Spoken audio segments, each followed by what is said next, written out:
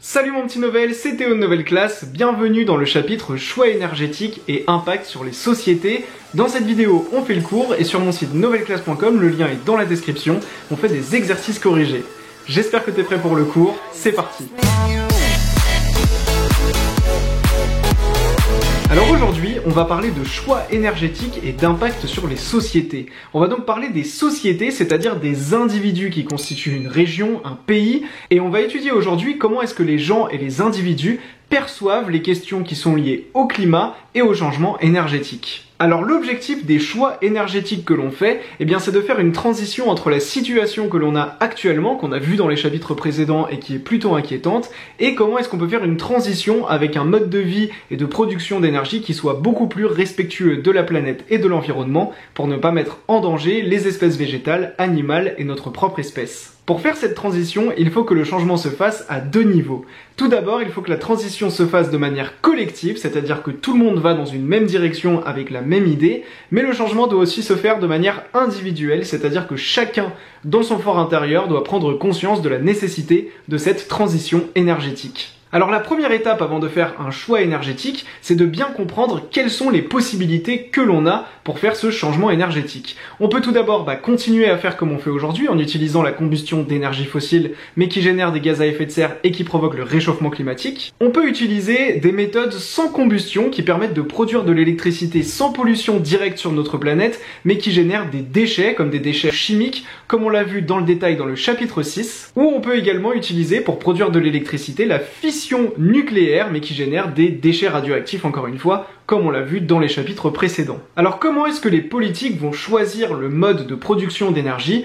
Ça va se faire selon différents critères mais principalement selon les impacts du choix du mode d'énergie sur notre planète et sur les ressources dont on dispose dans une région donnée. On va aussi prendre en compte le coût de la transition énergétique, ça peut coûter très très cher par exemple de faire installer des éoliennes et des panneaux photovoltaïques et il faut faire des calculs sur les risques, c'est-à-dire est-ce qu'on prend des risques vis-à-vis de la population et vis-à-vis de la planète, mais aussi faire des calculs sur les besoins. Si on a énormément de monde, on va avoir besoin de beaucoup d'énergie et donc on ne pourra pas forcément opter pour telle ou telle solution, bien qu'elle soit totalement respectueuse de l'environnement. Alors souvent, les pays et les sociétés choisissent un mix énergétique, c'est-à-dire qu'on va mixer différentes formes de production d'énergie électrique, certaines qui sont très respectueuses de l'environnement, d'autres un petit peu moins, mais qui permettent de répondre aux besoins de la population. Dans tous les cas, il faut prendre en compte le long terme, mais aussi l'urgence de la situation, car très souvent, on a besoin d'électricité de manière très urgente, c'est pour ça qu'on va construire de nouvelles centrales nucléaires, ou qu'on va mettre en place de nouveaux moyens d'obtenir de l'énergie électrique,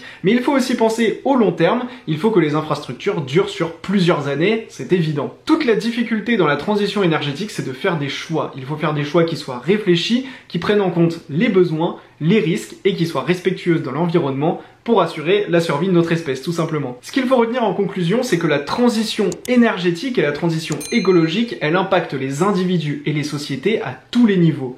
Pour créer de nouvelles infrastructures, on a besoin de nouveaux espaces. Cela va impacter les modes de transport des usagers, des individus et donc de l'entièreté d'une société. Il s'agit, comme je te l'ai dit, de faire des choix. On va créer de nouvelles normes, de nouvelles lois pour encadrer de nouveaux moyens de production d'électricité. Et puis souvent, le fait d'avoir recours à une nouvelle forme de production d'électricité, ça va même jusqu'à changer les relations entre pays, car souvent plusieurs pays vont travailler ensemble pour mettre en place une nouvelle manière de produire de l'électricité. Et c'est le cas avec un projet dont on entend de plus en plus parler, qui est un projet expérimental pour l'instant de mise en place de la fusion nucléaire.